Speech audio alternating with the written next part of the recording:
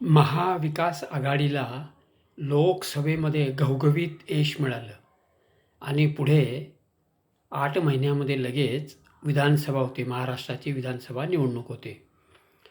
साहजिकच महाविकास आघाडीच्या नेत्यांच्या, कार्यकर्त्यांच्या मनामध्ये तो विचार होता कुठला, की महाविकास आघाडीला लोकसभेमध्ये भरभरून यश मिळालेलं आहे आणि त्यामुळे ते थोडे हवेत होते असं म्हणावं लागेल, जमिनीवर आलेले नव्हते.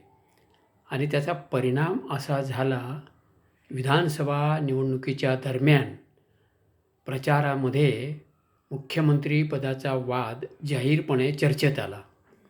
सत्ता आपलीच येणार आहे असं महाविकास आघाडीचा, विशेषतः शिवसेना, उद्धव ठाकरे गट आणि काँग्रेसला वाटत होतं आणि मुख्यमंत्री आमचाच होईल याच्यावर जाहीर वादविवाद झाले.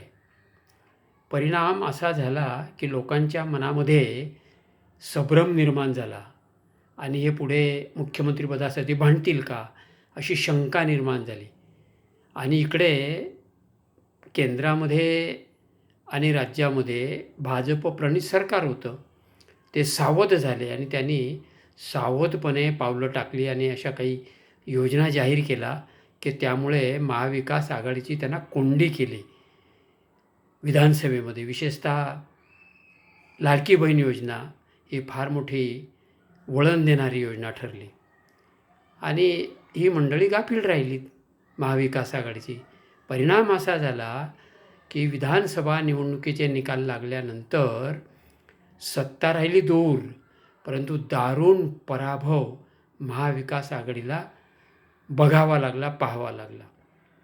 त्याच्यानंतर पुढे आता महिन्याभरापूर्वीच नगरपालिका आणि नगरपरिषदांच्या निवडणुका झाल्या आणि विधानसभेमध्ये झालेली ती जी घसरगुंडी महाविकास आघाडीची थांबली नाही. साहजिकच आहे, केंद्रामध्ये महायुतीचं सरकार, राज्यामध्ये महायुतीचं सरकार आणि मग जनमत साधारण सत्तेकडे पळतं.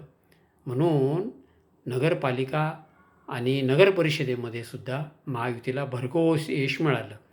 आता संग्राम चालू आहे तो महानगरपालिकांचा. महानगरपालिकांचा जो संग्राम चालू आहे त्याच्यामध्ये मोठ्या गमती बघायला मिळत आहेत. जे काही युतीमध्ये किंवा आघाडीमध्ये पक्ष आहेत, सहकारी पक्ष, त्यांचा एकमेकांवर अजिबात विश्वास राहिलेला नाही. सकाळी एकाबरोबर चर्चा, दुपारी दुसऱ्याबरोबर चर्चा, रात्री तिसऱ्याबरोबर चर्चा, असं युती आणि आघाडी दोघांमध्ये चालू आहे आणि कुठली नीतिमत्ता कोणाकडे शिल्लक राहिलेली नाही असं चित्र महाराष्ट्राच्या जनतेसमोर आलेलं आहे आणि खूप भयानक आहे. नीतिमत्ता राहिलेली नाही आणि कुठल्याही प्रकारचा विधिनिषेध राहिलेला नाही, अशा प्रकारचं भयानक चित्र आता याच्यामध्ये दिसून राहिलेलं आहे. आणि काय युती होईल, काय आघाडी होईल, हे अंतिमतः प्रचाराच्या वेळेला दिसेल. लोकांनासुद्धा समजणार नाही की कोण कोणाबरोबर आहे आणि त्या उमेदवारांनासुद्धा समजणार नाही, अशी परिस्थिती निर्माण झालेली. मित्रांनो, हे चित्र अतिशय भयानक आहे. मला जे सुचलं, वाटलं, पटलं ते इथे मांडलेलं आहे. Doctor HM. खैरनार, चिंतन आणि मंथन यूट्यूब चॅनलला लाईक, शेअर, सबस्क्राईब करा. जरूर पुढे पाठवून द्या. जय हिंद, जय महाराष्ट्र.